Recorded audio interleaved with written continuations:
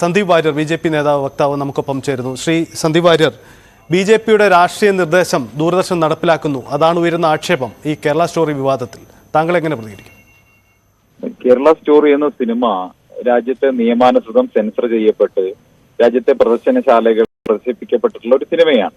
ആ സിനിമയുടെ പ്രദർശനം കേരളത്തിൽ തടയാൻ വേണ്ട പരമാവധി പരിശ്രമം കേരളത്തിലെ ഒരു ഭാഗം ബുദ്ധിജീവികൾ എന്ന് അവകാശപ്പെടുന്നവർ, കേരളത്തിലെ IS-ന്റെ സഹയാത്രികരായിട്ടുള്ള ആളുകൾ, ഇസ്ലാമിക് സ്റ്റേറ്റിനെ അനുകൂലിക്കുന്നവർ എല്ലാവരും ചേർന്ന് ഇവിടെ നടത്തി.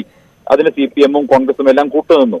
ഒരു കലാരൂപം എന്ന നിലയ്ക്ക് സിനിമയ്ക്ക് സ്വതന്ത്രമായി അവരുടെ അഭിപ്രായം പറയാനും അവരുടെ കലാപരമായിട്ടുള്ള കാര്യങ്ങൾ, സാധ്യതകൾ ഉപയോഗിച്ചുകൊണ്ട് സമൂഹത്തിന് സന്ദേശങ്ങൾ കൊടുക്കാനും ഒക്കെ അവർക്ക് അതിനുള്ള അർഹതയുണ്ട്.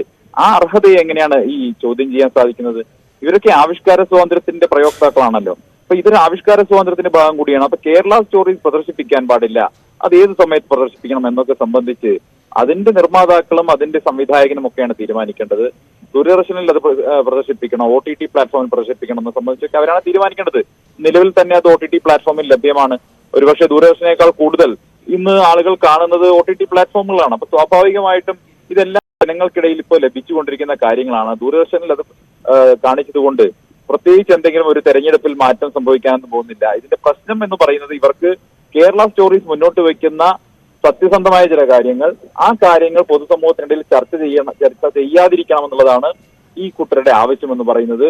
കേരളത്തിൽ നിന്നും ആയിരക്കണക്കിന് പെൺകുട്ടികളെ മതപരിവർത്തനത്തിന് വിധേയരാക്കി അവരെ വഞ്ചിച്ചുകൊണ്ട് സിറിയയിലേക്കും അഫ്ഗാനിസ്ഥാനിലേക്കും ഒക്കെ മതപരമായ യുദ്ധത്തിന് വേണ്ടി കൊണ്ടുപോവുകയും അവിടെ അവർ അനുഭവിക്കുന്ന കഷ്ടപ്പാടുകളും ഇതൊന്നും പുറത്തു വരരുത് എന്ന് ആഗ്രഹിക്കുന്നവരാണ് വാസ്തവത്തിൽ കേരള സ്റ്റോറീസിനെതിരായിട്ടുള്ള പ്രചരണവുമായി മുന്നോട്ട് പോകുന്നത്. ശരി, കേരള സ്റ്റോറിയുടെ അതിന് പ്രമേയം അത് ബി.ജെ.പിയുടെ രാഷ്ട്രീയ നിലപാടാണ്. മുമ്പും അത് താങ്കൾ അടക്കമുള്ളവർ വ്യക്തമാക്കിയിട്ടുള്ളതാണ്. പക്ഷേ അത് ചോദ്യം അതല്ല. ദൂരദർശൻ ഒരു ഔദ്യോഗിക ദേശീയ മാധ്യമമാണ്, ബി.ജെ.പിയുടെ ഒരു വക്താവേണ്ട ഒരു മാധ്യമ സ്ഥാപനമല്ല. അങ്ങനെയുള്ള ഒരു സ്ഥാപനം ഇത്തരത്തിൽ പല വ്യത്യസ്തമായ അഭിപ്രായ വ്യത്യാസങ്ങളും ചർച്ച ചെയ്യപ്പെടുന്ന ഒരു പ്രമേയത്തെ ആധാരമാക്കിയ ഒരു സിനിമയെ ഏറ്റെടുക്കുമ്പോൾ അത് നൽകുന്ന സന്ദേശം എന്ത് എന്ന ചോദ്യമാണ് ഇവിടെ പ്രസക്തമാവുന്നത്. സന്ദീപ് വാര്യർ, അല്ലല്ല, മുൻപ് തെരഞ്ഞെടുപ്പ് കാലത്ത് ആനന്ദ് വർദ്ധന്റെ രാം കെ നാം ദൂരദർശൻ ടെലികാസ്റ്റ് ചെയ്തിട്ടുണ്ടല്ലോ. ഇന്നിവിടെ ആർക്കും വിരോധം ഉണ്ടായിരുന്നില്ലല്ലോ. അപ്പോൾ പല കാലത്തും പലതരത്തിലുള്ള വിവാദമായിട്ടുള്ള ചലച്ചിത്രങ്ങളൊക്കെ ദൂരദർശനോട് പുറത്തു വന്നിട്ടുണ്ട്, ഡോക്യുമെന്ററികൾ പുറത്തു വന്നിട്ടുണ്ട്. അത് ഏത് കാലഘട്ടത്തിൽ ഏതെല്ലാം കാണിക്കണമെന്നത് പ്രസാർ ഭാരതി തീരുമാനിക്കട്ടെ. അത് കാണിച്ചത് കൊണ്ട് എന്താ അത്ര ബുദ്ധിമുട്ടുള്ളത്? ദൂരദർശൻ എന്ന് പറയുന്നത് കോൺഗ്രസിന്റെ കാലത്ത് നഷ്ടത്തിലേക്ക് കൂപ്പുകുത്തിയ ഒരു സംവിധാനമായിരുന്നു. അവരുടെ നേതാക്കന്മാരുടെ കാര്യങ്ങൾ മാത്രം കാണിക്കാൻ വേണ്ടി ഉണ്ടായിരുന്ന ഒരു സ്ഥാപനമായി ദൂരദർശനെ മാറ്റിയിരുന്നു. ദൂരദർശൻ ഒരുപാട് മുന്നോട്ട് വന്നു കഴിഞ്ഞു. ആധുനിക സാങ്കേതിക വിദ്യകൾ ഉപയോഗിച്ചുകൊണ്ട് ഒരു ചാനലേറെ മെച്ചപ്പെട്ടു കഴിഞ്ഞു.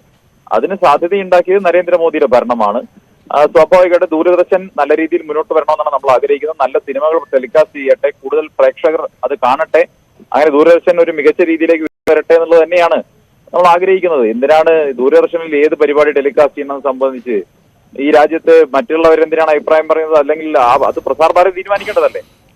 യെസ്, ഒരു കാര്യം കൂടി, ഈ സിനിമയിലെ പ്രമേയത്തിലേക്ക് തന്നെ വരുമ്പോൾ ഒരു പ്രത്യേക മതവിഭാഗത്തെ തെറ്റായി ചിത്രീകരിക്കുന്ന, അല്ലെങ്കിൽ കേരളത്തിൽ മതങ്ങൾ തമ്മിലുള്ള അടുപ്പം ഇല്ലാതായി അകലം വർദ്ധിക്കാൻ ഇടയാക്കുന്ന പ്രമേയം ഉണ്ട് എന്ന ആക്ഷേപം നേരിടുന്ന ഒരു സിനിമയാണ്. സ്വാഭാവികമായും തെരഞ്ഞെടുപ്പ് രംഗത്ത് ഇപ്പം ബി.ജെ.പിയുടെ സ്ഥാനാർത്ഥികളടക്കം എല്ലാ ജനങ്ങളിൽ നിന്നും വോട്ട് അഭ്യർത്ഥിക്കുന്നുണ്ട്. മുസ്ലിം വിഭാഗത്തിൽ നിന്നുമുണ്ട്, ക്രിസ്ത്യൻ സമുദായത്തിൽ നിന്നുമുണ്ട്, ഹിന്ദു സമുദായത്തിൽ നിന്നുമുണ്ട്. അപ്പോൾ ഈ വോട്ട് അഭ്യർത്ഥിച്ചെല്ലുന്ന സ്ഥാനാർത്ഥികൾക്ക് മുന്നിൽ അവർക്ക് വിശദീകരിക്കാൻ പാടുപെടുന്ന ഒരു പ്രശ്നം കൂടിയായി ഇത് മാറില്ലേ?